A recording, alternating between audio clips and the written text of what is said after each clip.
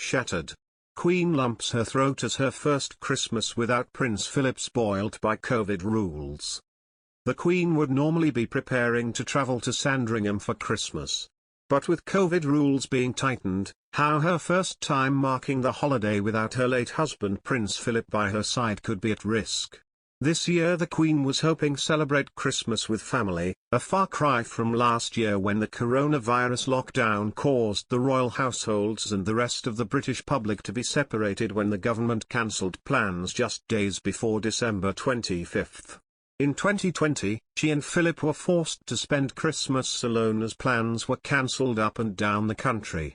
The Queen is planning to spend Christmas 2021 with her family at her Norfolk Estate, Sandringham. But as she marks her first festive season without her husband, she'll be nervously waiting to see if rules are tightened, and whether she'll end up alone this year. But how will the Queen celebrate Christmas if plans can go ahead? A list of which royals will be attending is never made available prior to the big day, but usually the core family come together to spend Christmas, including the Duke and Duchess of Cambridge and their 3 children. This will be the first year the family will spend the holidays without the Duke of Edinburgh, who died in April at the age of 99 and marked his last Christmas alone with his wife. Besides, the family exchanged their gifts on Christmas Eve instead of on Christmas Day, and the reason for this is unclear. On the morning of December 25, the family attend a church service at the St. Mary Magdalene Church on the Sandringham estate. Well-wishers often gather to see the family make the walk from the main house to the church.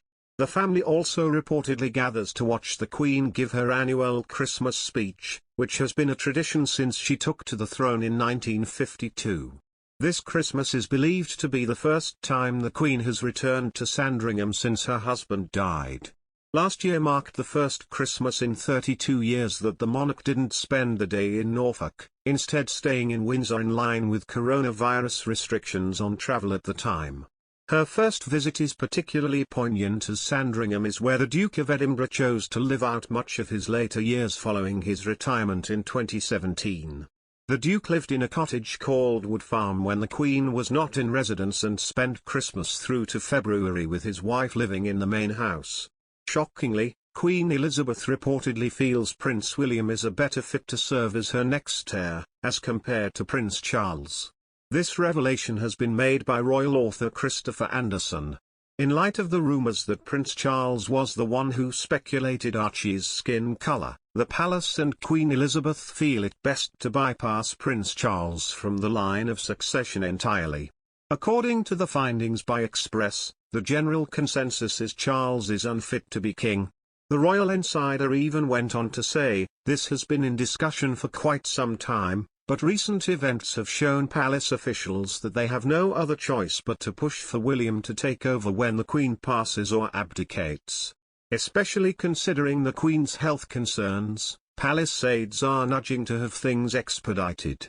The same source also admitted, palace officials are compelled to move things along, especially considering the Queen believes William should succeed her to the throne when the time comes. He is well loved around the world and is simply a better choice for king. The father of 3 is also considered wise beyond his years, level-headed, compassionate and has a lot of empathy for those less fortunate. Plus, he has the fortitude to withstand pressure and to carry out the ceaseless duties that fall to the monarch. But Prince Charles is less thrilled over the plot to overthrow his chance at a kingdom.